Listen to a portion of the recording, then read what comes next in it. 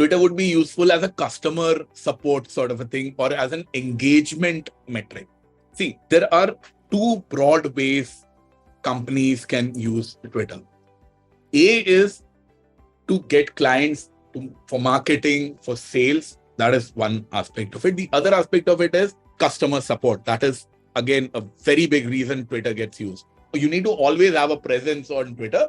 The amount of effort that you put in on Twitter, that gets defined by, okay, do we want to play the customer support and that sort of a role? Or do we want to, do a brand building and a marketing and a lead gen and a sales sort of a role? So that needs to be very well defined when you get started. Quality of the Indian audience. People on Twitter will be discerning users. They tend to be early adopters because a lot of them come from a tech savvy background, so to say.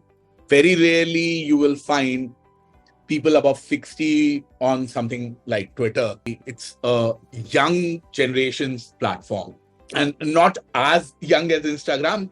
So it is typically, the 25 to 40 space is where Indian Twitter users are. And what happens is these are essentially the people with the money and the habit to spend as well.